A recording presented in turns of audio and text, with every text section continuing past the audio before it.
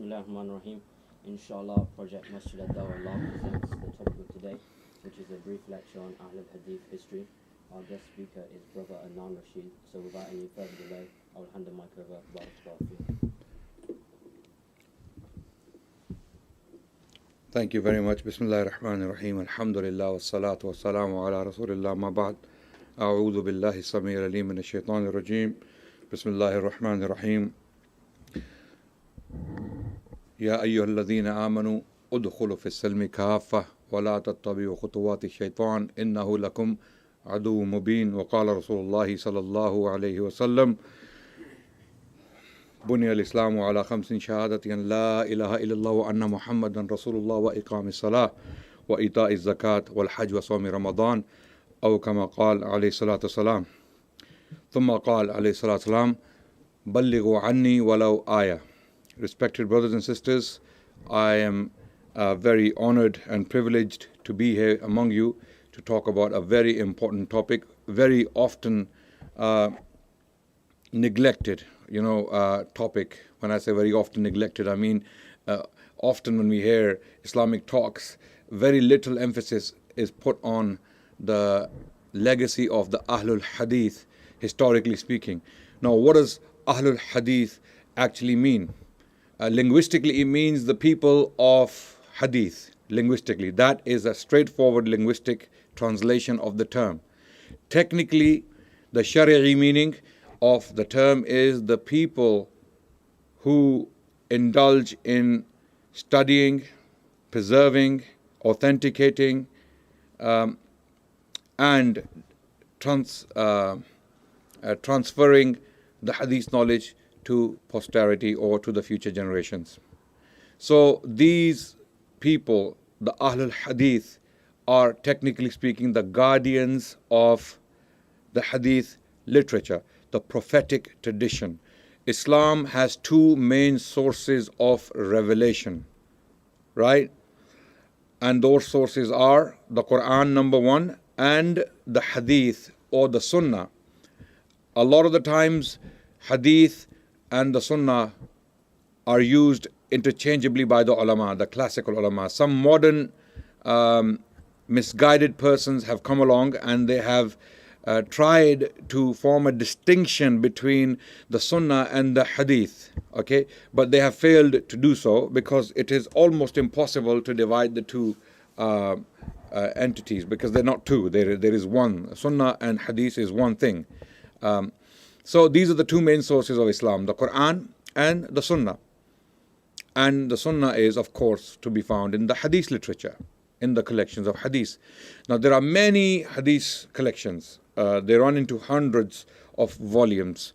There are 6 main Hadith books the Ahlul Sunnati wal Jama'ah refer to as the main sources after the Quran. And these 6 books are called Sahih Sitta. Okay, the 6 authentic books. Are they all authentic? Bukhari and Muslim, the topmost 2 collections within these 6 are definitely all authentic. We believe as Ahl Sunnah, despite some of the criticism of few reports within these collections, these 2 collections, we believe that they are the most authentic of these 6 books of Hadith.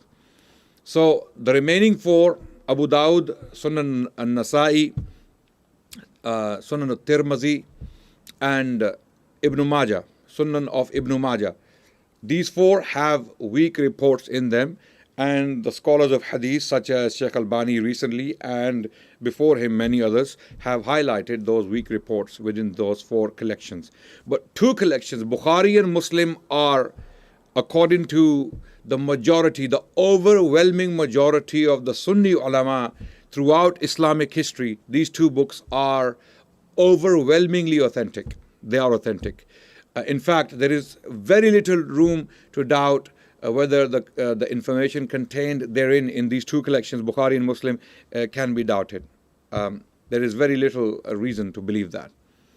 So, people who protected, who collected, who authenticated, and then transferred this knowledge to the future generations were called Ashabul Hadith in the early period of Islam.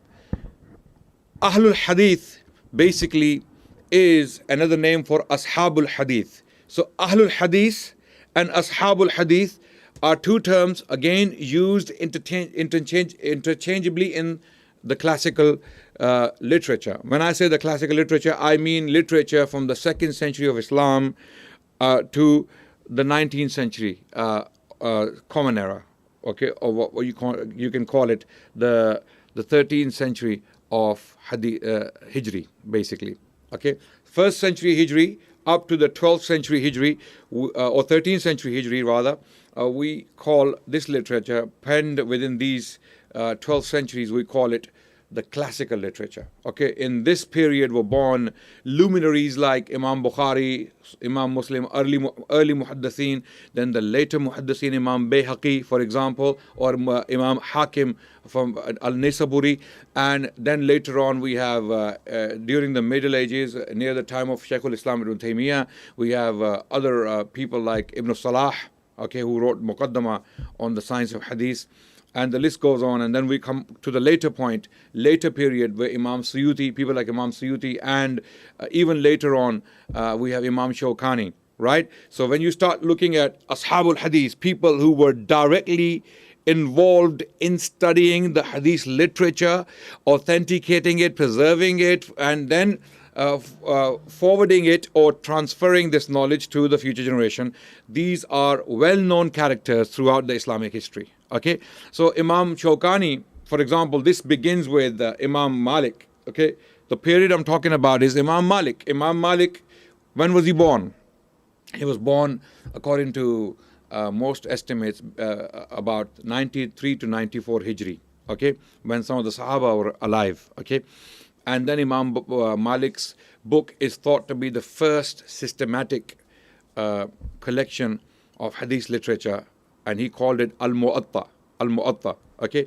And even Harun al-Rashid at one point wanted to make it the main book after the Quran to be studied within the Muslim empire, throughout the Muslim civilization, and Imam Malik forbade him. Imam Malik didn't want that monopoly because he knew his book may have certain defects or certain weak reports, and he didn't want to be responsible for making those weak reports a source of knowledge for the Muslims.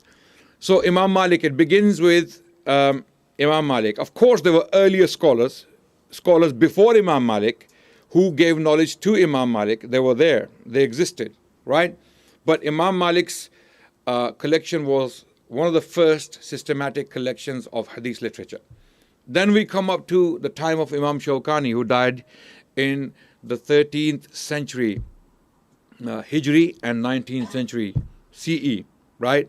Imam Shawkani, I think, died, if I'm not mistaken, he died in 1826, also known as a huge figure within the classical period as an authority on Hadith literature. So this is a summary.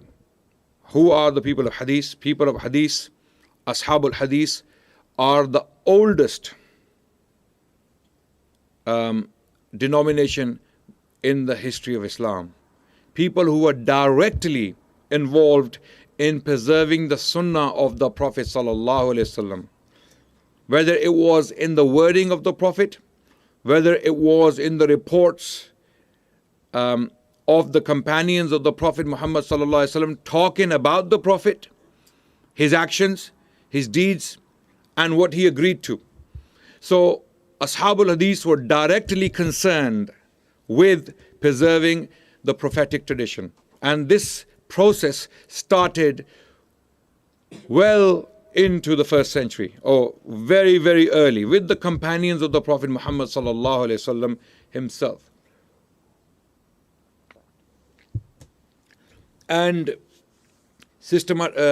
to make it systematic, to organize this knowledge, Ashabul Hadith introduced certain tools to preserve this knowledge.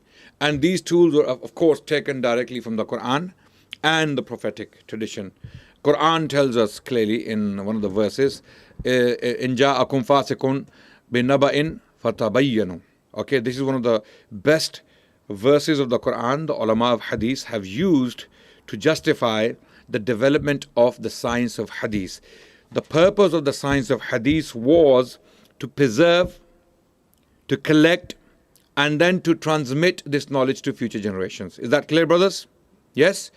To preserve, to collect, firstly to collect, and then to preserve, to authenticate, and then transmit this knowledge to future generations. You can bring it down to these 4 points. To collect, to authenticate, to preserve, and then to transmit this knowledge to the future generations. And then this process started with the Sahaba. And then the Sahaba transferred this hadith knowledge, the knowledge of the Sunnah. Now, don't get me wrong, the knowledge of the Quran is also being transmitted simultaneously at the same time. And that knowledge, the people who busied themselves in collecting knowledge on the Quran, its tafsir and its qira'at, they are called Ahlul Quran, not the Quraniyun of today. Okay, the Quraniyun of today are the Quran only Muslims.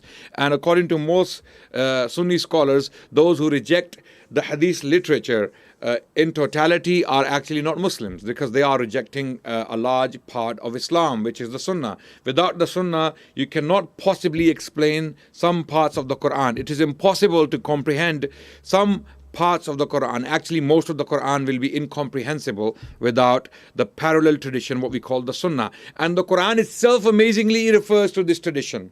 Right?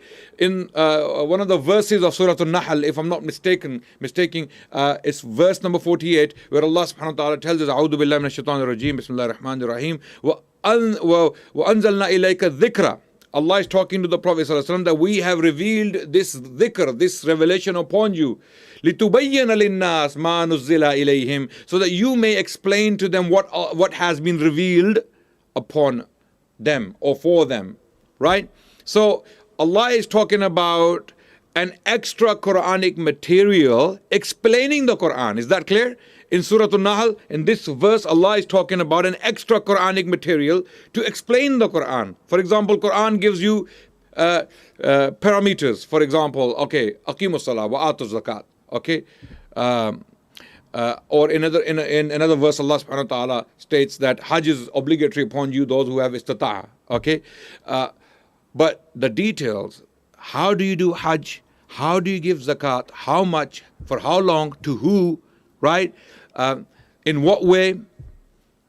All of these details are in the Sunnah of the Prophet, because the Prophet ﷺ, through his actions, his words, and his affirmations, explained the Quran, how to practice the Quran. That's why the companions of the Prophet Muhammad ﷺ gave utmost importance to the prophetic tradition that explains the Quran. This is why with the Quran, in parallel, they transmitted the Sunnah, the prophetic tradition, to their followers, the Tabi'een. So Tabi'een, they took this knowledge from the Sahaba. In thousands of Tabi'een were taking this knowledge, and then it went on to the next generations, Tabi'een, and then the A'immah, starting with Imam Malik. Imam Malik had hundreds of students who took Muwatta Imam Malik from the Imam. Okay, and then what you see is from those students, many more came forward, and then they had thousands of students. And then the hadith literature by the 3rd century of Hijrah had expanded, had gone throughout the Muslim civilization, from northern China to Spain. As far as Spain, this knowledge had spread by the 3rd century Hijri, because these imams, early imams who were teaching this knowledge, had given this knowledge in its pure form, having authenticated it. And now, how did they authenticate it is another lecture in itself. I'm not going to get into that. Which is the science of hadith. I cannot get into the science of hadith in this short lecture. This is only an introduction on as to who Ahlul Hadith are, okay, and whether they are still alive, whether they still exist or not. This is what I'm addressing today. So, this knowledge of hadith was powerfully preserved, powerfully protected, and then transmitted to future generations. That's why there is almost an ijma. When I say almost, I mean, the overwhelming majority of the Sunni scholars agree that Bukhari, Sahih al-Bukhari, is the most authentic book after the Quran. It is not like the Quran. Quran has been preserved in lafz, in wording. Bukhari has the tradition of the Prophet ﷺ preserved in wording and in meaning, because hadith transmission was transmitted to us in two forms. Lafzi, word by word what the Prophet had said, and then ma'nawi, the meaning of what the Prophet had said sallallahu alaihi wasallam. And this is why we find variations in some of the reports. When a sahabi is saying, he's describing an incident, for example, that I saw the Prophet do X, Y, and Z, for example. Another sahabi who witnessed the same incident reports the incident in his own wording, right? Hence the variation, right? But the core of the message is exactly the same that the Prophet ﷺ did. And what does this do? This explains, or this actually authenticates the knowledge that definitely there's no doubt that the Prophet ﷺ had said that or did that at a certain point in his life, right? And multiply attested incidents, the core message is completely authenticated by that, by multiple attestation. And that's what Bukhari does in a number of cases. Imam Bukhari, for example, sometimes bring reports on the same incident narrated by different people at different times, so that he can show how powerfully preserved the tradition or the life of the Prophet ﷺ is. Okay. Now what? After these muhaddiseen had done the job, and now we understand who Ashabul Hadith were. Okay. Ashabul Hadith were not necessarily Ashabul Quran. Ashabul Quran, people who were busy in preserving the qira'at of the Quran, its reading, its memorization, and sciences connected to the Quran. They were Ashabul Quran, right? For example, many of the companions of Abdullah bin Abbas were known as Ashabul Quran, in the sense that they were taking the Quran, its recitation, its qira'at, and its meaning from the Sahaba, like Abdullah bin Abbas. They were not necessarily known as narrators of hadith. The narrators of hadith had taken that task and they focused on that in transmitting the hadith. So that's what they did. That's what they specialized in. So it may well be the case that there is a very powerful narrator of the Quran who mastered the science of qira'at, science of the Quran or transmitting the Quran, and is not very popular among the hadith scholars. One of those examples is who? Hafs. Hafs. The qira'ah of the Quran you read in your masajid every single day. Hafs is a giant in transmitting the Quran. He had pioneered the science of the Quran and qira'at, and he transmitted the qira'ah he had taken from the Sahaba or Tabi'een and the later generations, and he transmitted this his own qira'ah, his own reading of the Quran to the future generations. But in hadith, the ulama of hadith did not take hadith from him, because he was not a person of hadith. He was not known to have been a person of hadith. Likewise, you may be a giant in in fiqh, in the science of jurisprudence. You may be a giant. You may be a huge person when it comes to teaching jurisprudence, or what we call fiqh in the Arabic language, the understanding of certain matters in Islam. Fuqaha, for example, a faqih is not necessarily a muhaddith. For example, one of the biggest examples I can give you, Imam Abu Hanifah rahmatullah alayh. Imam Abu Hanifah was not known to be a person of hadith who transmitted hadith. In fact, this is not what I am saying. A lot of people think that Ashabul Hadith or Ahlul Hadith have something against Imam Abu Hanifah rahmatullah alayh. Far from it. We respect him, we love him, and we salute him for his services to Islam. He was a great person. He was a very pious person. His piety has been testified to in the classical literature, even throughout Islamic literature written by the muhaddiseen. They pay tributes to him. Okay, but when it comes to hadith transmission, Imam Abu Hanifah rahmatullah alayh was not accepted as a hadith transmitter by the muhaddiseen. In fact, they did not accept his reports because he was not known to have mastered or pioneered that science. On the other hand, Imam Malik, of course, by all means, Imam Bukhari have taken tons of reports from Imam Malik or from his chain. So there was a student of Imam Malik called Abdullah bin Yusuf, who was a direct teacher of Imam Malik, right? So there are tons of reports in Sahih al-Bukhari from Malik, okay? And there's nothing from Ahmad and Shafi'i, right? Why? Why? Because Imam Bukhari wanted to make his chain short. He wanted to reach out to the shortest chains available, possible. Because Imam Bukhari was alive at the same time as Imam Ahmad, he had access to people older than Imam Ahmad. He had access to people who were basically, to make the chains short, basically more worthy than Imam Ahmad, in the sense that Imam Ahmad was late. So it's like I can give you my own example. I can give you my own example, right? I have a teacher who taught me hadith, and of course I wanted to get ijazah from him. And my teacher is young, he's in his 40s, possibly early 50s. And I asked him, is your teacher alive? He said, yes, he is alive, he's in his 80s. So I said, can I make the chain short, please?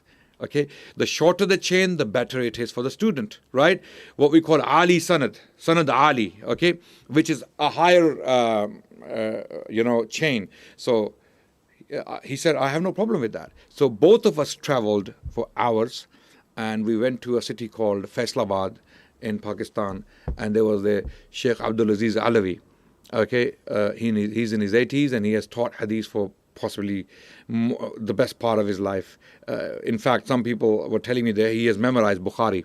You know, you ask him and he will tell you where the report is and who the transmitters are. So I went to the Sheikh and I begged him. I said, Sheikh, can I have your chain? He said, I cannot give you my chain unless you complete the entire text of Bukhari with my student. You cannot claim my chain. I can write the sanad for you. I will write the sanad for you. You can read to me and I will give you the sanad for that particular reading. But you cannot use my sanad until you have finished the entire text of Bukhari with your teacher, who was his student. So I promised him, and I cannot use the chain until I finish the text of Bukhari with my teacher. Subhanallah. So he gave me the sanad. I read parts of Bukhari to him, and he gave me the sanad for that. So this is exactly what Imam Bukhari was doing in the early period, that he wanted higher chains. And amazingly, Imam Bukhari has reports, or he put down reports in Sahih al-Bukhari with 3 narrators between himself and the Prophet ﷺ. Now check this out. Number 1, Imam Bukhari, who narrates from his teacher Makki ibn Abi Ibrahim. And Makki ibn Abi Ibrahim, who was in his late, age or late period, possibly 70 to 80 years old, Makki ibn Ibrahim narrated from his teacher Yazid ibn Abi Ubaid. Yazid ibn Abi Ubaid was also in his 70s and 80s when Makki was a young man who took hadith from him. Yazid ibn Abi Ubaid had taken his report from Salmat ibn al-Aqwa. Salmat ibn al-Aqwa was also in his late age, very old, 70 to 80, possibly 90 years old, when Yazid ibn Abi Ubaid had taken his report from his teacher, and Salmat ibn al-Aqwa was a student of Rasulullah sallallahu alaihi wasallam, a Sahabi. So Bukhari has chains in Sahih al-Bukhari that consist of 3 persons between Bukhari and the Prophet sallallahu alaihi wasallam. Then he has chains that consist of 4 persons. For example, Bukhari narrates from his teacher Abdullah bin Yusuf. Abdullah bin Yusuf narrates from his teacher Imam Malik. Malik bin Anas. Malik bin Anas narrates from his teacher Nafi'. Nafi' narrates from his teacher Abdullah bin Umar. And Abdullah bin Umar narrates from the Prophet. 4 people between Bukhari and Rasulullah sallallahu alaihi wasallam. Then he has chains that consist of 5 people within the chain in Bukhari. So the minimum number is 3 people between Bukhari and the Prophet, and the maximum number is 7 in Sahih al-Bukhari between the Prophet and Sahih Imam Bukhari. So Imam Bukhari was trying to shorten the chain as short as possible. So all of this period was very fruitful. Ai had put a lot of hard work into collecting reports from different sources, and they authenticated them, and they made sure the criteria was watertight. Nothing could go in, nothing could come out.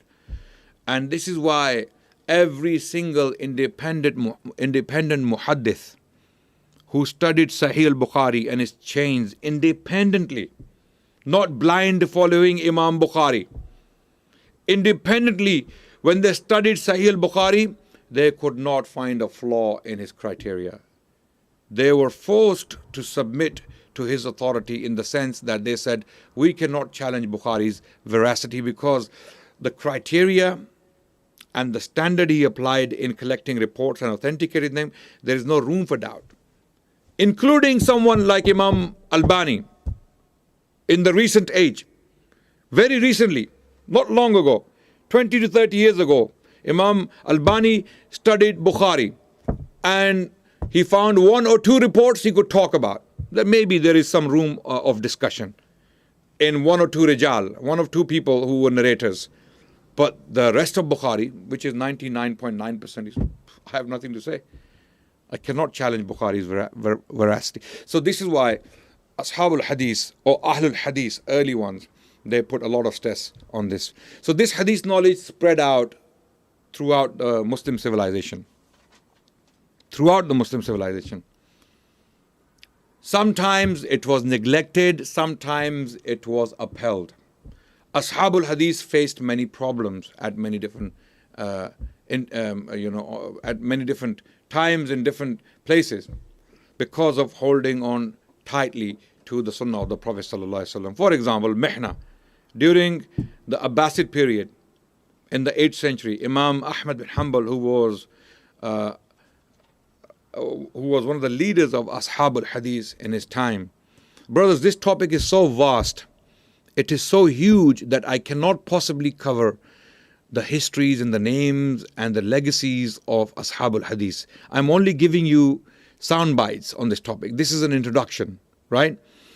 For you to understand the intensity and the magnitude of what I'm talking about, you must indulge in deep study. You must go back to classical tradition and study the services and the legacy of Ashabul Hadith in the early period, in the middle period, and in the latter period.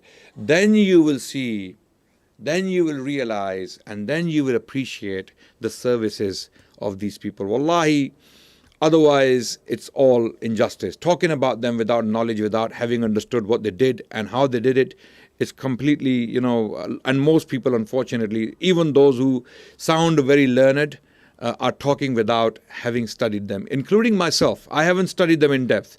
I have only studied main classical books, and I was completely blown away. I was fascinated, and I was completely blown away that what right do we have to talk about these people? Especially when we don't understand the depth of knowledge they had on matters. Just go through Fathul Bari, one of the most accepted commentaries on Sahih al-Bukhari. If you go through Fathul Bari, before you die, brothers, before you die, only Allah knows when you're going to die, or sisters, try your best to go through Fathul Bari. If you want to do justice to the Sunnah of the Prophet ﷺ, that alone will open your eyes. Fathul Bari alone will open your eyes to a world you have not known as Muslims. That aside, coming back to our topic, so Ashabul Hadith continued to serve Hadith in different places at different times, and they did not accept any idea, any doctrine which was outside of the Quran and the Sunnah. The Sunnah protects the understanding of the Quran. Anything that cannot be filtered or that cannot be authenticated or that cannot be qualified by the Sunnah is not Islam. This is why Ashabul Hadith in different times and in different places, they were put through a lot of difficulty because they stood up to ideas that were introduced in the name of Islam without being qualified from the Sunnah. I'll give you two examples. Actually, I can give you two or three examples from different places and different times, how Ashab al-Hadith went through difficulties. So, what happened?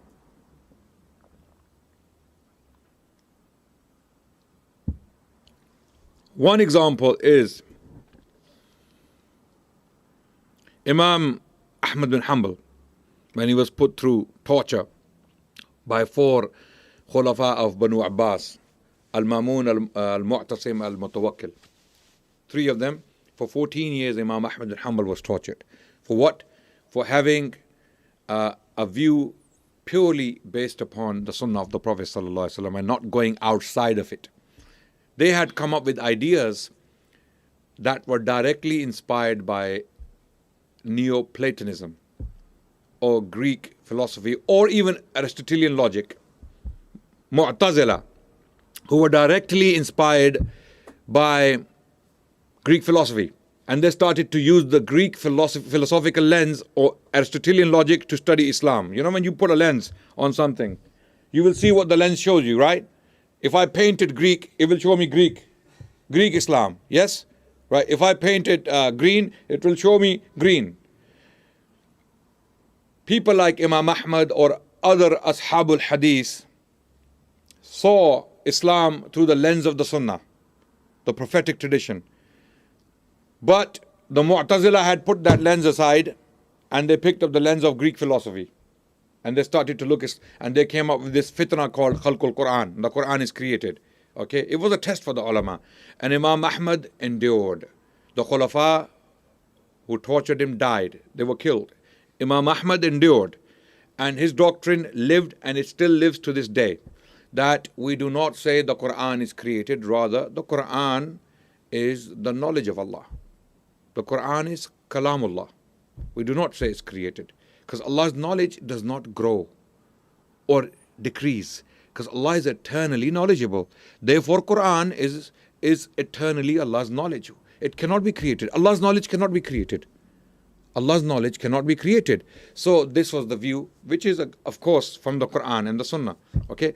Or Imam Ahmad was saying, if you are presenting a doctrine to me, then give me evidence from the Quran or the Sunnah. Right? And the Mu'tazila attempted. You know, for example, Inna ja'alna al-Quran al-Arabiya. What's the verse of the Quran? Does anyone know any hafiz here? That we have made the Quran in Arabic. Right?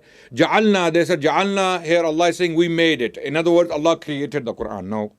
Imam Ahmad refused to accept that particular understanding and he countered it with other reports, of course, and verses of the Quran. So this is how Imam Ahmad was put through a lot of torture. Right? And he stood by the Sunnah and he endured. Another example is Shaykhul Islam ibn Taymiyyah rahmatullah alayh.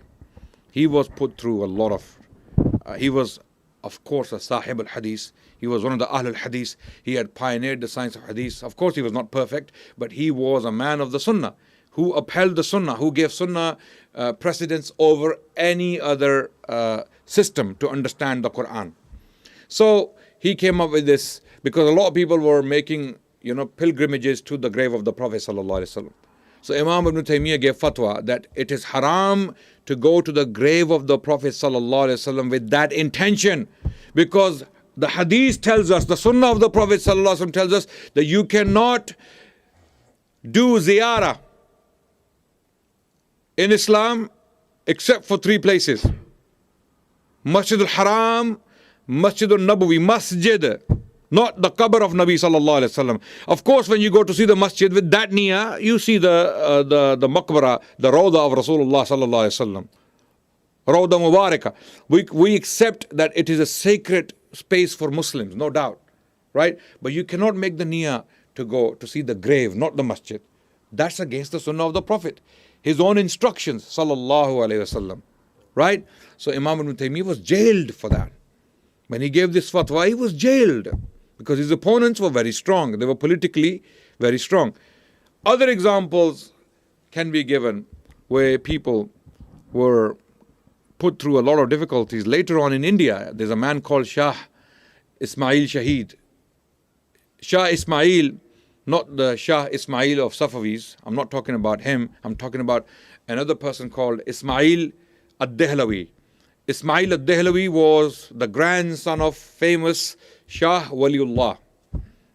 Okay, Ismail al-Dehlawi stood up to all these bid'at people had introduced in the name of Islam. Ajib kind of things. Strange ideas. People are celebrating these days and these feasts, and they're doing things in the name of Islam and they're giving them Islamic names. So Ismail al-Dehlawi rahmatullah alayhi stood up and he used the sunnah as his defense. In fact, some of the people conspired against him with the king. The king had an elder sister, king in Delhi, King Akbar II, Akbar Thani, who was the king of Delhi. Although he was very weak, politically speaking, the British, he was, appointed, or he was basically left there by the British. The real power was in the hands of the British colonial administrators, but the king was just a symbolic king in Delhi, right? So he had an elder sister, but in Delhi he had a very strong influence, no doubt. Someone had filled the ears of the sister of the king. She used to celebrate a thing or a day called, it was like a celebration called Fatima ki Sehnak. In the name of Fatima radiallahu anha, they used to do, they used to distribute sweets on a particular day. So Imam Ismail al-Dehlawi had, of course, opposed it based upon the sunnah that anything you do within Islam has to be qualified Islamically. It has to be qualified according to the sunnah.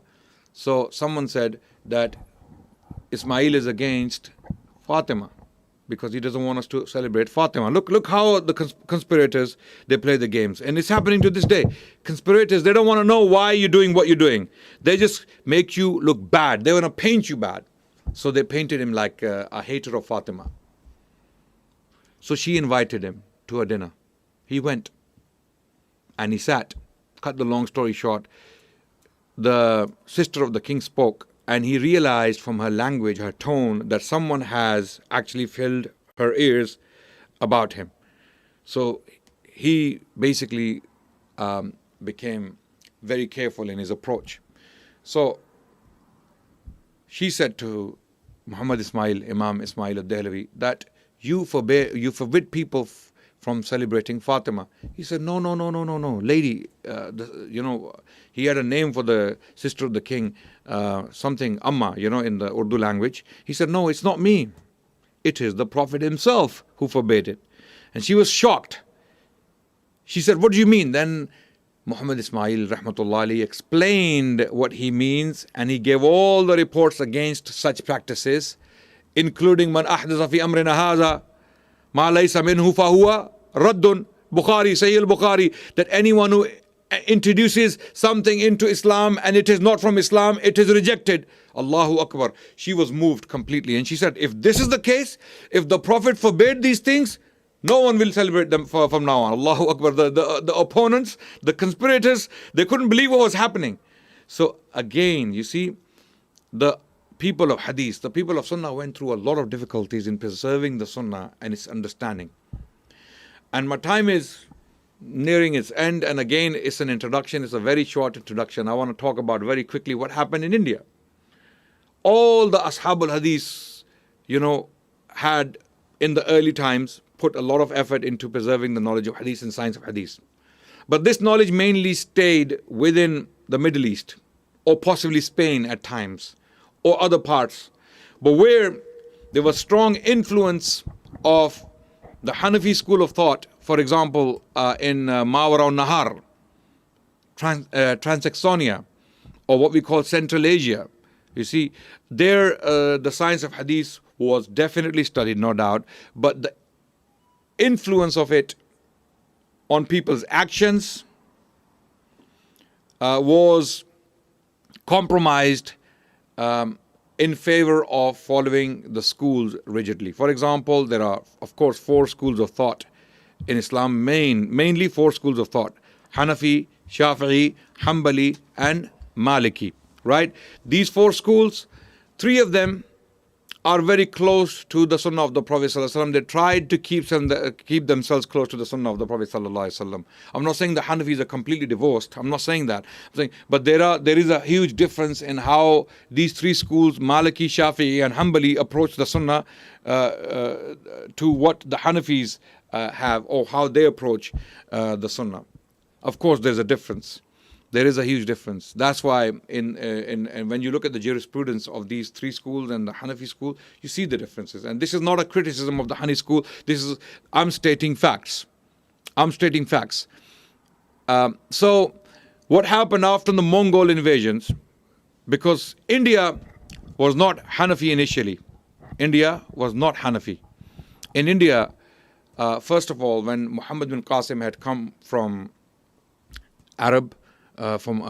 Arabia, Muslims established a government in Sindh, or south of Punjab, for almost 3 centuries. Muslims governed this region for 3 centuries. They never came into mainland India. But then, in the 11th century, in the late 10th and early 11th century, came the Ghaznavid Invasions. Mahmud Ghaznavi, who was Shafi'i by affiliation, invaded India from the north few times, right? How, why is another question. We can discuss it in another sitting. But I'm talking about how the science of hadith was treated in India and what were the historic causes of that.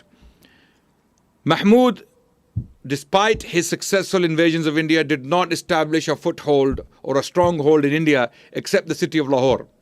City of Lahore was established by the Ghaznavids.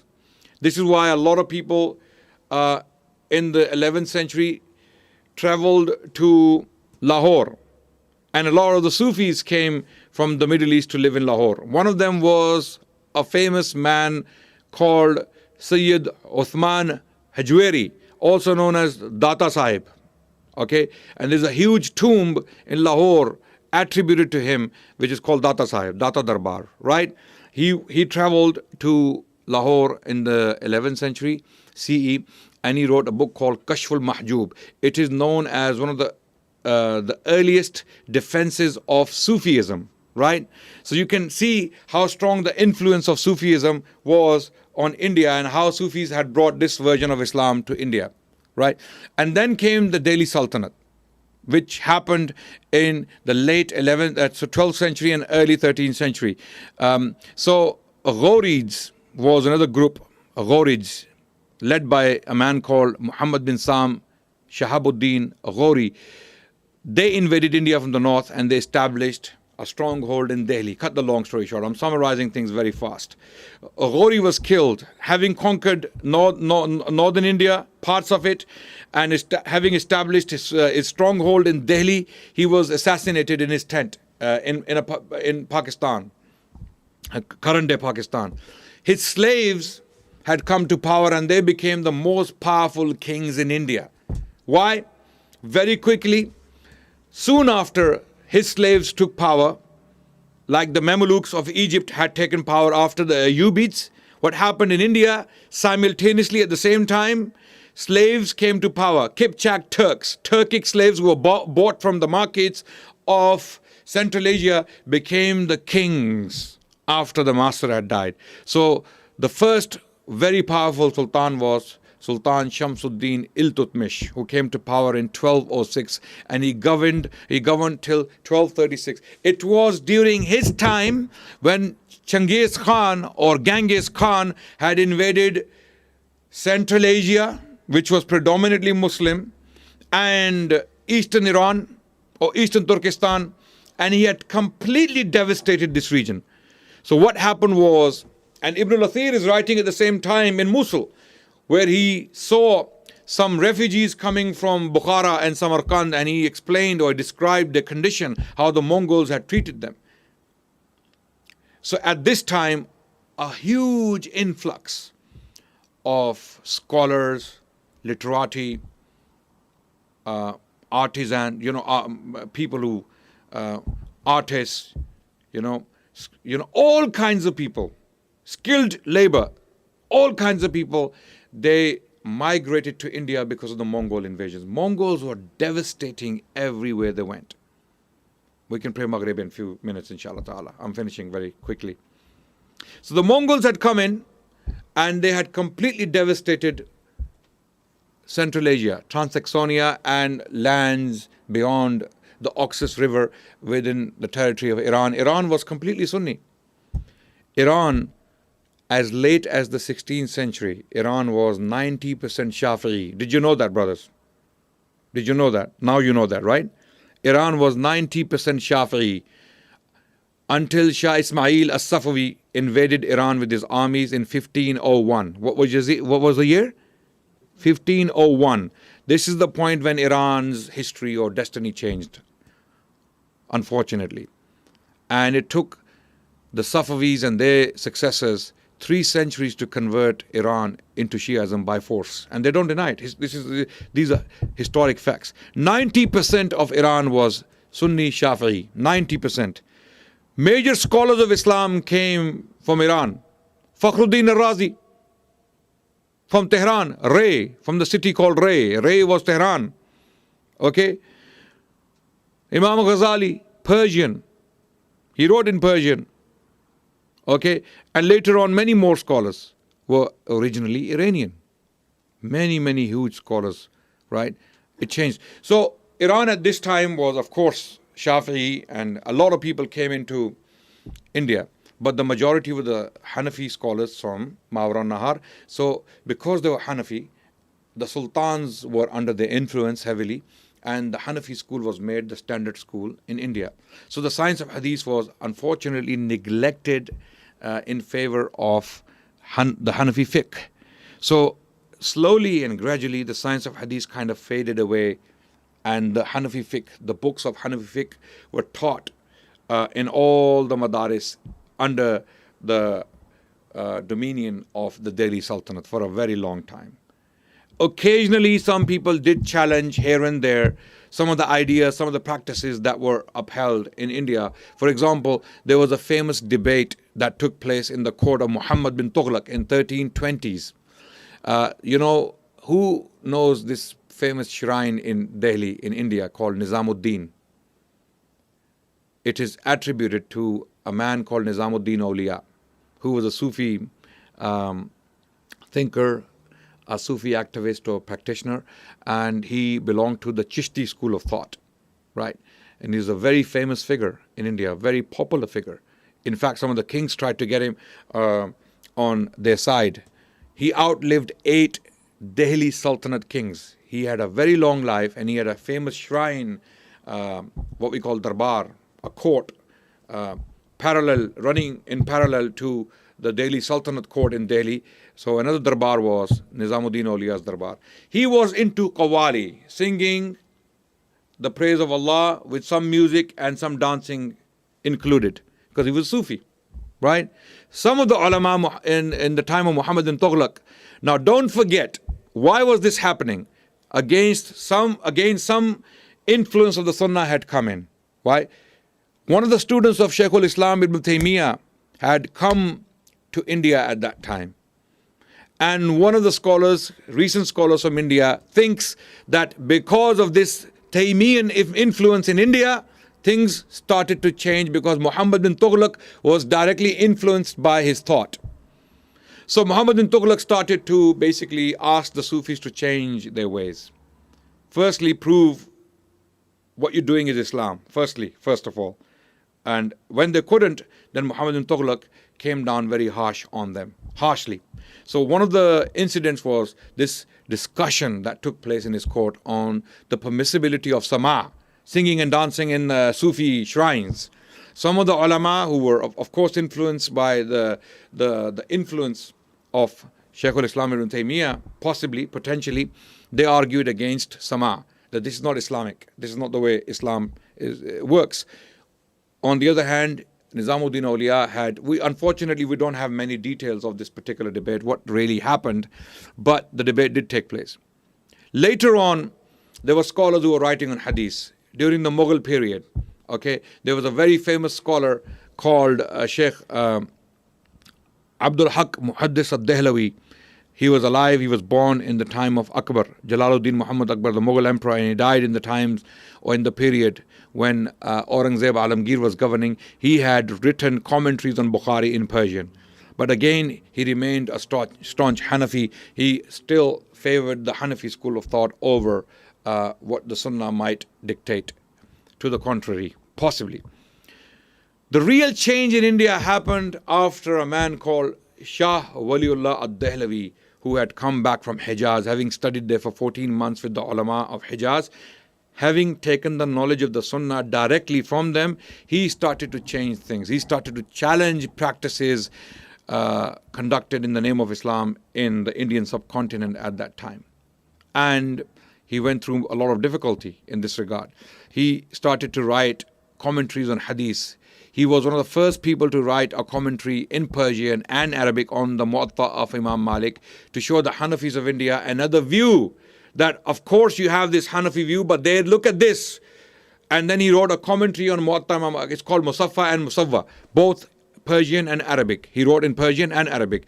And then he penned many more works. This influence in the 19th century, and was Shah Waliullah doing something new, is the question. A lot of people nowadays say that Ahlul Hadith school actually is a new invention in India. No doubt, Ashabul Hadith, Ahlul Hadith did not exist in India, no doubt. But the influence, was it new? Is it a new idea? Is it an innovation? No. Ashabul Hadith or Ahlul Hadith in India were actually arguing to go back to the original teachings of the early generations, how we were in the first 3 centuries. We, instead of abandoning the teachings and the method of the first 3 centuries, we need to go back to it. So Ahlul Hadith movement in India, which escalated, or which kind of, how can I put it, became very influential and big in the 19th century following Shah Waliullah's teachings. They were inspired by, no doubt, by Shah Waliullah and other teachers at the time. In the 19th century, this movement became very big. And what was this movement asking for? They were asking for to go back to the Sunnah of the Prophet ﷺ. If anything challenges or opposes the Sunnah of the Prophet ﷺ or cannot be qualified according to the Hadith of the Prophet ﷺ, it needs to be abandoned. And where does this idea come from? It comes from the earliest generations of the Sahaba, Tabi'in and Tabi' Tabi'in. So it was not a new idea. So Ahlul Hadith movement in the 19th century was actually a revivalist movement, not a reformist movement. A lot of the people, they tried to claim that Ahlul Hadith was actually a reformist movement, which tried to reform Islam, the Islamic established order of the 4 schools of thought. No. It was a revivalist movement. It remains so to this day. In the 19th century, there were pioneers who stood up to a lot of the bid'at and innovations that had spread in India. Some of the names I want to mention are, of course, the son of Shah Waliullah ad-Dehlavi. His name was Shah Abdul Aziz ad-Dehlavi rahmatullah alayh. He moved on slightly from where his father left. And then the grandson and the nephew of Shah Abdul Aziz, the grandson of Shah Waliullah and the nephew of Shah Abdul Aziz was Muhammad Ismail ad-Dehlavi. I've already mentioned. He openly came out in public for the first time in India, and he condemned a lot of the practices in the name of Islam, and he upheld the Sunnah of the Prophet ﷺ. He asked people to go back to the Sunnah, study the Prophet, study his Sunnah, study. Most people were ignorant of the Prophet ﷺ. They claimed to love the Prophet. We love the Prophet, we love the Prophet, we love the Prophet, we love the Prophet. But when you asked them about the Sunnah of the Prophet ﷺ, how he lived, nothing. They have no knowledge. So people like Muhammad Ismail stood up. And then later on we had pioneers, scholars of Hadith who had studied Hadith in depth. And I'm finishing very soon, inshallah. People like Sayyid Nazir Hussain ad-Dehlavi, rahmatullah alayhi, who was a giant of Hadith, who was born in the year 1800, who was born in the year 1800 and he died in 1902. Allah had given him a very long life. When was he born? 1800 and died in 1902. He lived over 100 years, right? And for that reason, he had hundreds of students in India who took out this Ahlul Hadith view to areas in India. People had never heard of this before. This is why it was new for them. Because they had been fed with the Sufi slash Shia slash, all kinds of things version of Islam. When they heard the view of the Ahlul Hadith, it was new for them. Hold on a second. What kind of Islam is this? Pure Islam? No bid'at, no innovations, no Mawlid, no Fatima ki Sehnak, no Tisri, no Yarmi, or all these kinds of things, people have invented in the name of Islam, yeah? They were shocked. They were shocked. They actually suspected them. But these people were educated people. They were academics. They had studied the Sunnah of the Prophet ﷺ and the early tradition, and they were trying to explain to the masses in India, this is not new. In fact, what you're doing is new. In the grand scheme of things, in the history of Islam, these things you have invented are new. What we are bringing to you is the old order, the early order, the order of the Aslaf, the order of the early generations of Islam. So people were in some cases people got inspired and they followed this way, and in other cases they opposed, unfortunately, because the Maulvis, as they always do, and I'm not saying Maulvi, I mean, when I say Maulvis, I mean those Jahil, ignorant, uneducated elements within the Indian subcontinent whose earning is attached to their stomach. So whose provisions, whose living is attached to their stomach. They are very superficial in their knowledge of Islam, and they don't know anything other than what they have learned in the madrasa. They started to oppose the revivalist movement of Ahlul Hadith because it was kicking their stomachs. It was kicking their stomachs. There is no comparison between Protestant, the rise of the Protestant opposition to Catholic Church and what happened in India. There's no comparison. I'm not trying to compare it, but it is very similar. What were the Protestants saying? The Catholics are corrupt. They are making money out of Christianity. They have made an order. They have made up this tradition which is not biblical, which doesn't go back to the scripture. Right? Likewise, the Ahlul Hadith were trying to explain to the Indian masses that this current order in India, Sufi slash Shia version of Islam, is actually not real Islam. Real Islam is the Islam of the companions and Tabi'in and Tabi'in and the A'immah who came later, Ashabul Hadith. The real pure Islam is with Ashabul Hadith. This is exactly what they argued. And then another man who was very prominent, he was a king of one of the states in India. His name was Nawab Siddiq Hassan Khan. And you can see his picture there. This is the man I'm talking about. This is Nawab Sahib. He was actually a king of a state in India. He had become a king. His story is very, very interesting. You should listen to my lecture on him. It's on YouTube, Nawab Siddiq Hassan Khan. Okay, I think it is the most detailed lecture on YouTube on this person. You will see how interesting this man was and his story is. Cut the long story short, because he became a king, he established a printing press in Bhopal, in a state called Bhopal, and he distributed books free of charge among the scholars of India. And because of this, the British Raj was unhappy with him, and they deposed him and put him under house arrest. And he died under house arrest, but he had done a great job in spreading the Sunnah, the knowledge of the Sunnah in India. And he was directly influenced by the thought of Imam Shawkani in Yemen. And in fact, he had invited a huge scholar of Hadith to India known as Sayyid Hussain bin Muhsin al-Ansari al-Yamani. He was a huge scholar of Hadith from a place called Hudaydah in Yemen. Okay, and he was a direct student of Imam Shawkani, if not his son. He was a direct student of Imam Shawkani. He was a very old man, and he was invited to Bhopal in India from Yemen. So in Yemen he came and he taught students. So the students of India on Hadith found two great teachers. One of them was Hussain bin Muhsin al-Ansari al-Yamani, and the other one was Sayyid Nazir Hussain Dehlawi in Delhi. So what was the outcome? Very quickly, and I'm going to end now because Maghrib, we want to pray Maghrib. What was the outcome? The outcome was two of the most important two of the most important commentaries on the hadith literature. I mentioned Fathul Bari, right? Right? Yes, you remember? Ibn al-Hajar al-Asqalani. But in India, the best ever commentary of At-Tirmidhi, Sunan At-Tirmidhi and Sunan of Abu Dawud was written in India by the students of these two teachers I mentioned. So, Tuhfatul Ahwazi is a commentary on Sunan At-Tirmidhi which was written in India by Sheikh Abdul Rahman Mubarak Furi. Not Sheikh Safiur Rahman, one of his predecessors, one of his relatives possibly is related to him because they're from Mubarakpur. Mubarak Furi, Sheikh Abdul Rahman Mubarak Furi had written a commentary on Sunan al-Tirmidhi and he was a direct student of Sheikh Nazir Hussain al-Dehlawi and Hussain bin Muhsin, Sheikh Hussain bin Muhsin al-Ansari al-Yamani. The other commentary is called Aun al-Ma'bud.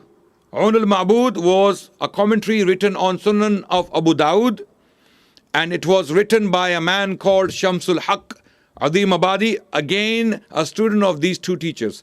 This is the outcome. And these two commentaries stand as the best two commentaries on these two collections of hadith to this day. So popular and so impressive was the work of Sheikh Abdul Rahman Mubarak Furi that when the Arabian ulama heard about this commentary and they read it, immediately they started to write letters to Sheikh Abdul Rahman Mubarak Furi to give ijazas to the Saudi ulama. We have documentary evidence of Sheikh Muhammad Ibrahim, the teacher of Sheikh bin Baz. Sheikh Muhammad Ibrahim Al Sheikh, the teacher of Sheikh bin Baz, he wrote a letter to Sheikh Mubarak Furi requesting an ijaza from him. Can you imagine that? The Mufti of Halab, the Mufti of Halab, Aleppo, the Mufti of Halab, he wrote a letter to Sheikh Mubarak Furi asking for an ijaza in hadith. This is the achievement the Ashab al-Hadith of India had, specifically speaking. So there is a lot I can talk about. This was an introductory lesson. Brothers, the final point I want to make before we end this lecture, it's gone on for long, nearly an hour. I want to request that instead of wearing badges of Ahlul Hadith and Ashab al-Hadith, who are the Ashab al-Hadith? People who indulge in the study of Hadith. Most people who wear the badge of Ahlul Hadith, they wear the badge just because they do Raf al-Yadan, or they do Ameen bil Jahr, or they do Fatiha Khalf al-Imam, some of the fiqhi opinions of the Ahlul Hadith, right? Because they practice these opinions, they believe they are Ahlul Hadith. No, you're not. If you're not indulging in the study of Hadith, if you're not part of the process of protecting, authenticating, explaining, demystifying, transmitting the Hadith, if you're not part of the chains, you are not one of the Ahlul Hadith. You think you are. You may be following them in some opinions, but actually, truly speaking, technically speaking, you are not Ahlul Hadith if you're not indulging in the study of Hadith, because you are simply not able to defend this tradition. If you were cornered, if you were asked questions on the Hadith literature, on the Hadith tradition, would you be able to defend it? I'm talking about the most people who call them. No. They would talk about, Fatiha Khalf al-Imam, Ameen bil Jahr. Yeah, people think being Ahlul Hadith means, you basically do these things and you're Ahlul Hadith, or have the Aqidah of the, which is great, which is fine. But you must indulge in the science of Hadith to qualify the badge. Thank you so much for listening. Wa akhiru da'wana anil hamdulillahi rabbil alameen. Wassalamu alaikum wa rahmatullahi wa barakatuhu.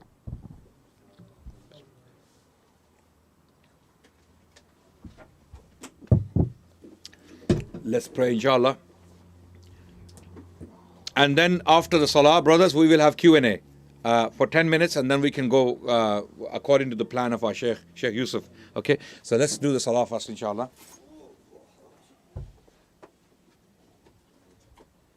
I do apologize for going over time. That's normal with me. But some of these things are very important. We have to cover them.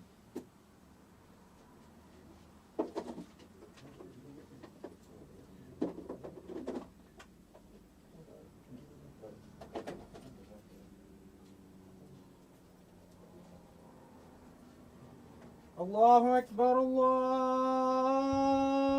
أكبر الله أكبر الله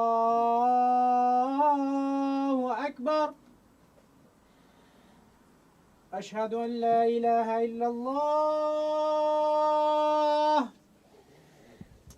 أشهد أن لا إله إلا الله أشهد أن محمد رسول الله أشهد أن محمد رسول الله حي على الصلاة حي على الصلاة حي على الفلاح حي على الفلاح. And proceed to the rest of the program, inshallah. I'll let the brothers finish, inshallah, first.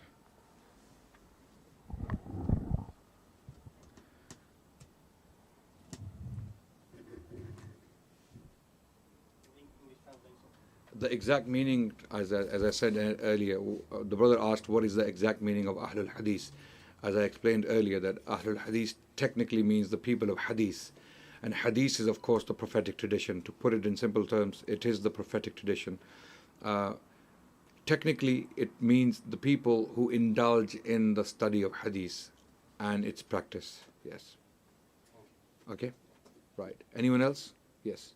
There's so many people call themselves Ahlul Sunnah. Are Ahlul Hadith the actual Ahlul Sunnah? Yes, absolutely, because Sunnah and Hadith is actually the same thing. Okay? They are used interchangeably. Sunnah simply, again, what is the meaning of Sunnah? Sunnah means the way. It means the way. As-Sunnah means the way. Okay, whose way? Sunnatu Rasulillah, right? Sallallahu Alaihi Wasallam. So the way of the Prophet Sallallahu Alaihi Wasallam. How do you get to the way of the Prophet Sallallahu Alaihi Wasallam? Through the Hadith tradition. There is no other way to know the Sunnah of the Prophet Sallallahu Alaihi Wasallam.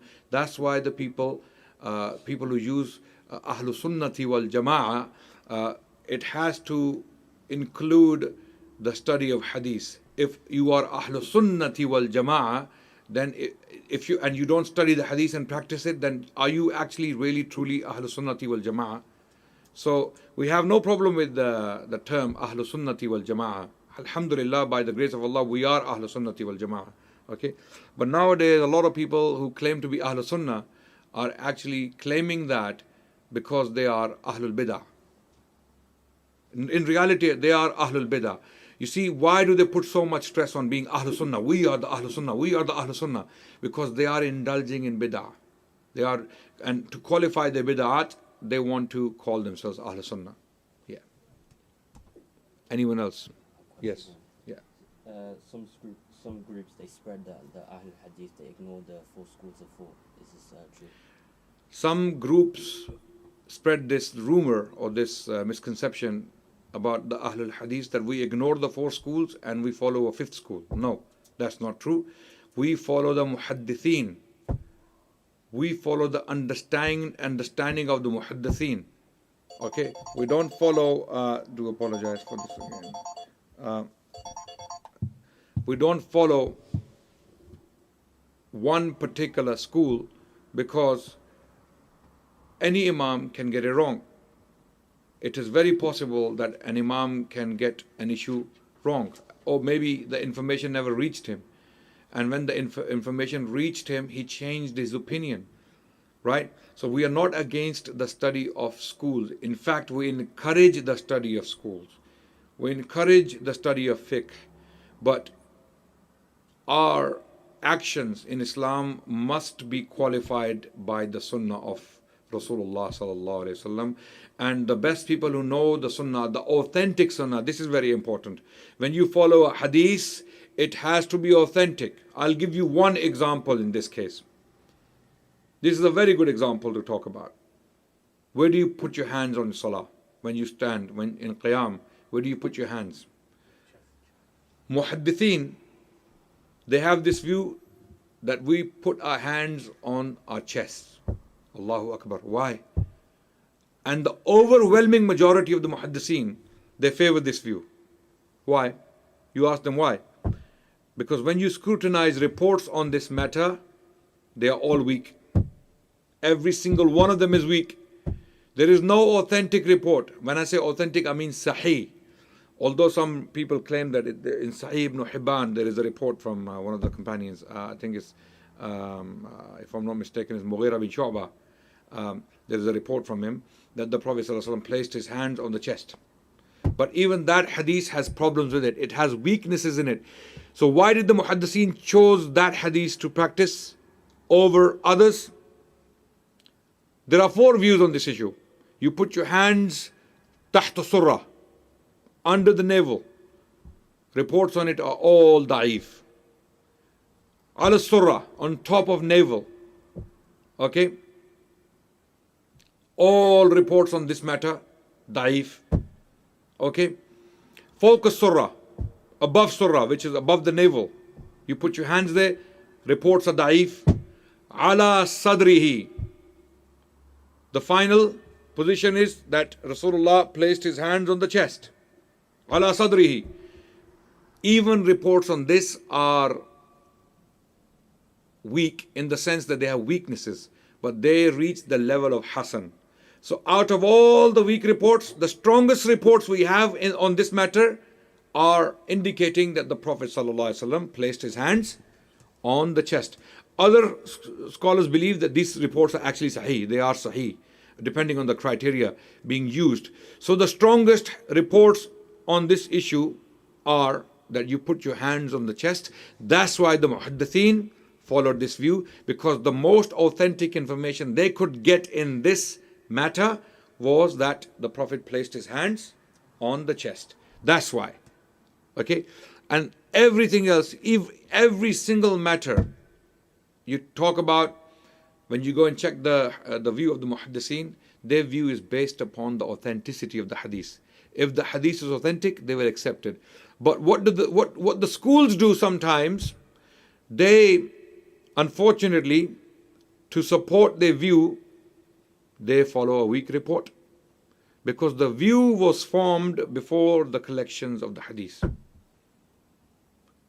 One of the imams, he put out a view on a certain matter, and authentic reports on that matter had not yet reached him. This is the point a lot of our Hanafi brothers fail to grasp. They cannot imagine, how can Imam Abu Hanifah not have this hadith?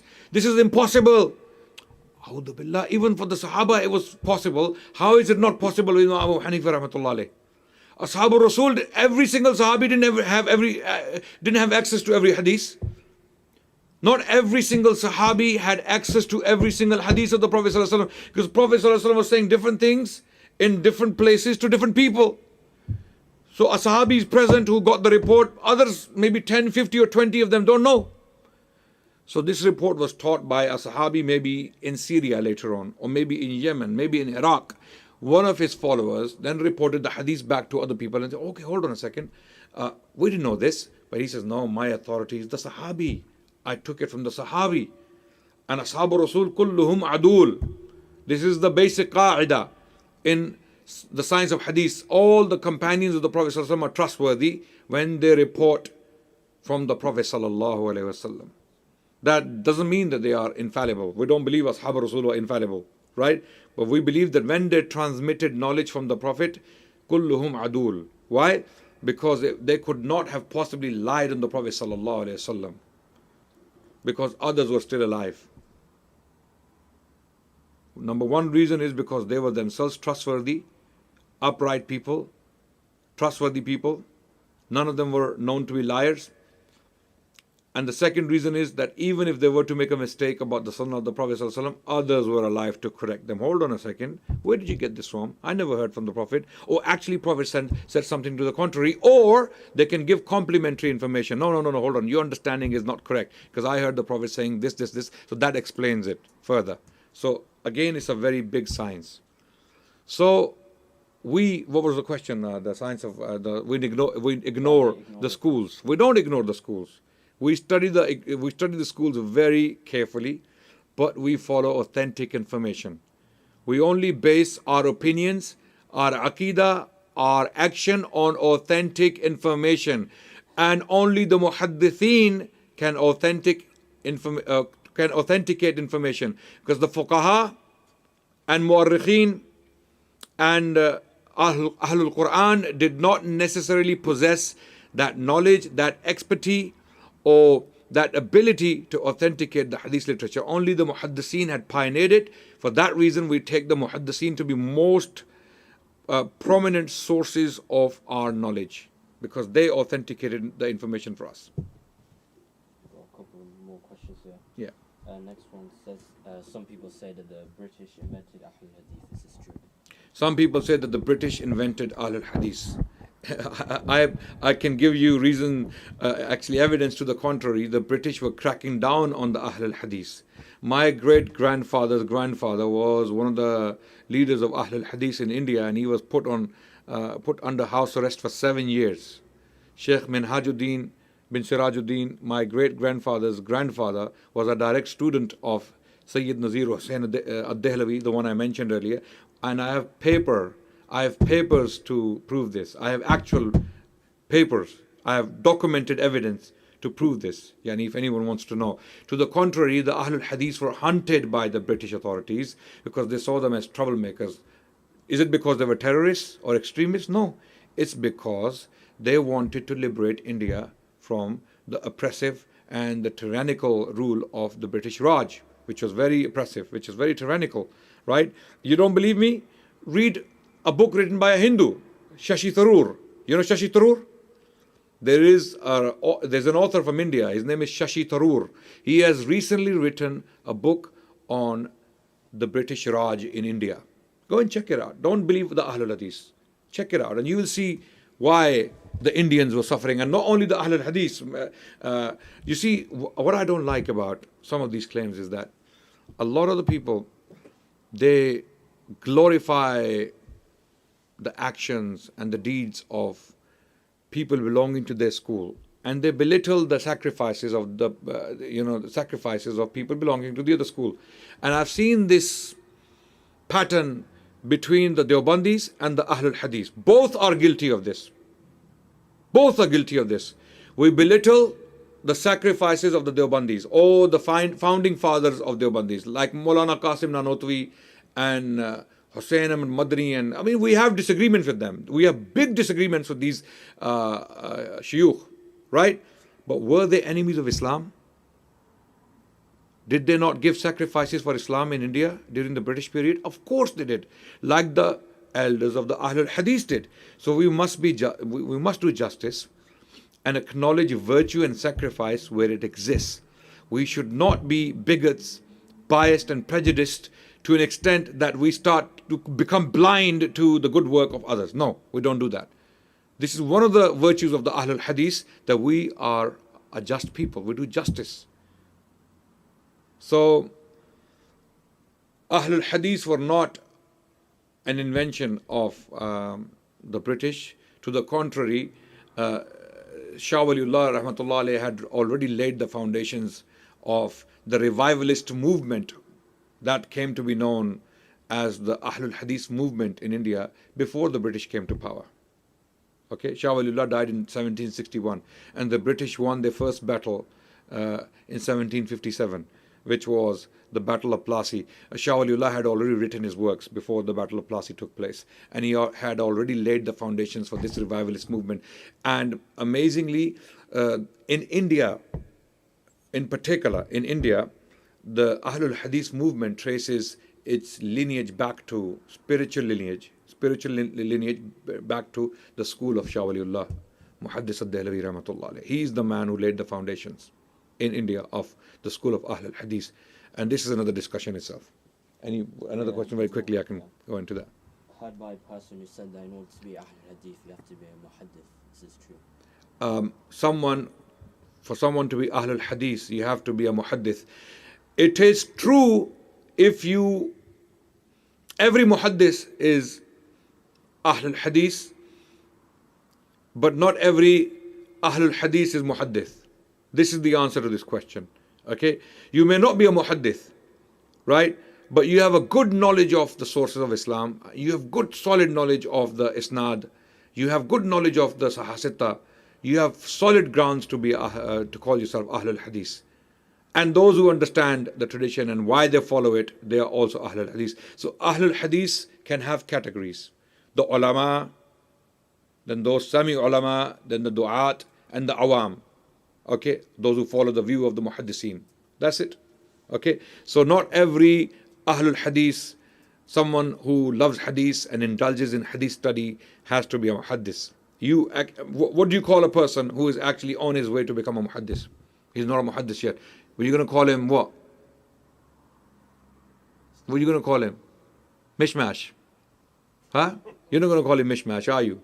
Right? He is someone who follows the muhaddiseen and their view on Islam, and he's on his way to become a muhaddis. So every single person who is Ahlul Hadith must have this ambition in himself, that I want to increase, I want to improve, I am satisfied with this knowledge. And even when you become a muhaddis or a scholar of hadith, there are times when a hadith comes to you and you change your opinion, because you are the Ahlul Hadith. That is the spirit of Ahlul Hadith. We are not rigid, biased, prejudiced people. When a report comes to us, we change. Khalas, sorry. I thought this report was authentic, but it's actually da'if now. It's been proved. We have a scholar from Pakistan who passed away recently, Sheikh Zubair Ali-Zai, a very big scholar in Ilm al-Rijal, and many people, criticized him for changing his opinions. In fact, that's a virtue. That's a virtue in him. When he finds authentic information and when he finds himself to be in error, he changes opinion. What do you want him to do? No, I've been proven wrong. Now I'm going to stick to my opinion. No, I am right. Even though my opinion is in error, I am right. You want him to do that? No. In fact, changing your opinion in the light of the Sunnah or the authentication of the Sunnah, this is a virtue. This shows that this person is a real Ahlul Hadith who loves the Prophet ﷺ to an extent that he will put his ego aside and he will follow the authentic tradition of the Prophet ﷺ. The next question is, what's the difference between Ahlul Hadith and Salafi? What is the difference between Ahlul Hadith and Salafi? The brother asked. Technically, there is no difference. Salafi is another title to refer back to the early generations. For example, we follow the way of the Salaf. What does that mean? The way of the Salaf was the Hadith. The way of the Salaf was the Hadith. Okay? Like for example, even Salaf has categories, like we have Sahaba, Tabi'in, Taba Tabi'in, based upon the Hadith of Rasulullah Sallallahu Alaihi Wasallam. Again, who are the Salaf? The Salaf are the first three generations. Rasulullah Sallallahu Alaihi Wasallam said, Khairun nasi qarni thumma alladhina yalunahum, thumma alladhina yalunahum. The best people are my generation and the ones that come after and the ones that come after. Right? According to the Hadith of Rasulullah Sallallahu Alaihi Wasallam, Salaf are the first three generations. Now, show me one of the four schools in them. Go on. Show me one of the four schools in them. They were following the prophetic tradition. Whenever they could authenticate information, they followed it. They may not have all the information, which they did not, but they followed what they authenticated. Likewise, Bukhari and Muslim has been authenticated for us. And the Bukhari and Muslim and other the books from Sahasitta, they have rubber stamp. They have the rubber stamp from the Muhaddithin. Khalas, we follow them. We don't need to invent new things. We don't have to. We can't, in fact. We don't have the knowledge to invent new things. And we're not inventing anything. So, Salaf, or the Salafi view, okay, is basically the view that we should refer back to the Sunnah of the Prophet ﷺ, studied by the first three generations. But at the same time, there is something I must highlight, that a lot of the Salafis have this misconception that being a Salafi is only basically doing those things, like for the fiqh opinions and some Aqidah opinions, and gun everyone else down who disagrees with you. This is not Salafi.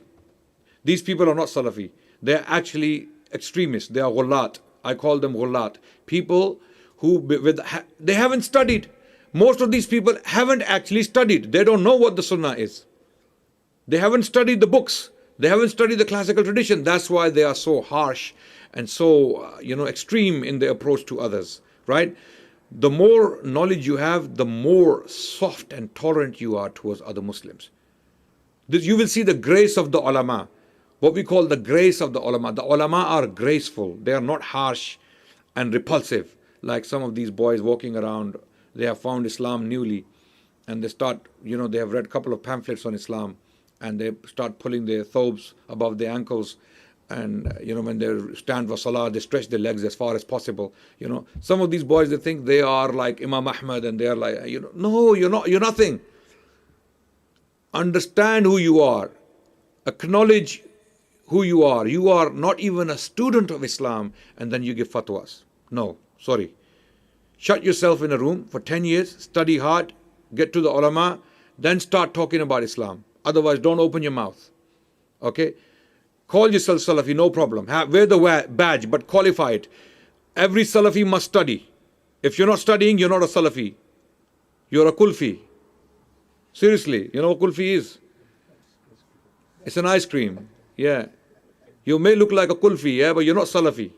Study hard, study for 10 years at least, and then open your mouth on Islam. This is my opinion. It's like if you went to a medical college and you have only studied a couple of pamphlets, yani like these pamphlets, and then you go and tell the lecturer, move aside. You mubtadi'ah. Yeah, move aside. I'm going to give a lecture on, human anatomy or something like that. They're going to laugh at you, right? So why do you treat Islam differently? What do you think Islam is? Is it any less than neuroscience or astrophysics? Islam, when you indulge in ilm al-rijal and science of hadith, then you realize what a scientist is. Then you see the value of the scholars in the past, the names of whom you use very conveniently. So I'm talking about these people. But Salafi and Ahlul Hadith, technically, there is no difference. They are asking for the same thing. They're doing the same thing. They should be doing the same thing. If they're doing things differently, then it's a problem with people. It's not a problem with the idea. And last question is, okay, the four Imams differ in their Aqidah? The four Imams, to our knowledge, did not differ in Aqidah. No. They did not differ in Aqidah. There was no difference among the four Imam, and those people who claim that they differ in Aqidah, they have to prove it. They have no proof for it. Khalas. That's it. Okay? So that was the last question. Brothers. One last one. Okay, go ahead.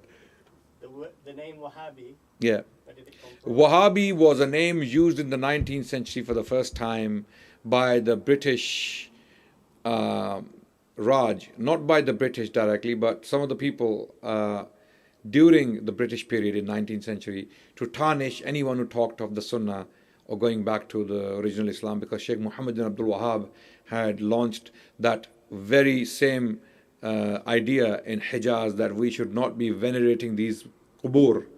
Okay, we should not be, doing things in the name of Islam without actually qualifying them to be Islam. And he launched this movement, and his movement had taken a political form in the Arabian Peninsula. In fact, it became a military movement because one of the leaders from the Najd area called Daria, one of the ancestors of the House of Saud, he had supported the Sheikh, and then obviously they established their own order. So anyone speaking the similar language or the same language in India was labeled a Wahhabi. Okay, but they were not necessarily Wahhabi. They were not following Sheikh Muhammad bin Abdul Wahhab. They were actually talking of the same ideas in a different way. This is why Sheikh Nawab Siddiq Hassan Khan, the man I showed you on the picture, was a man who put on trial by the British for being a Wahhabi. And in the court he said, I am not a Wahhabi. I'm not following Muhammad bin Abdul Wahhab.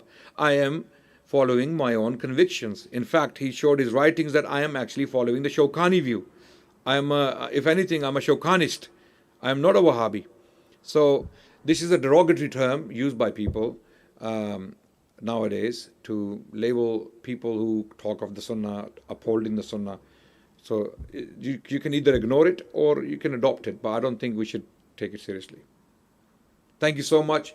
Wassalamu alaikum wa rahmatullah wa alhamdulillahi rabbil alameen. Subhanakallahumma wa bihamdik. Nashhadu an la ilaha illa ant. Nastaghfiruka wa natubu alayk. Ameen. Okay, brothers. Khalas, you talk about the masjid, this establishment where I've been invited. MashaAllah, this is not a very big project, but it's a very important project. Brothers have been running this project for a long time. Project Masjid al-Da'wah Ilallah, Coventry.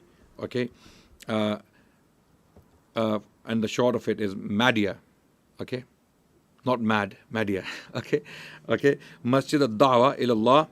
It was established in the 1990s. So please do support the project and be part of it and make it Sadaqah Jariyah for Sheikh Muhammaddin Rahmatullah alayhi. This is the best way you can benefit him and the rest of the community in the region. I know it's a small city, but at the same time you can make the magnitude of the city huge in terms of akhirah for yourselves and for those who had started the project. Inshallah, get involved in it. Also, there is an event tomorrow in Cambridge, and many scholars are coming to Cambridge, Masjid Ikhlas. You are welcome to join us there as well, inshallah. We'll be there tomorrow. Assalamu alaikum wa rahmatullah.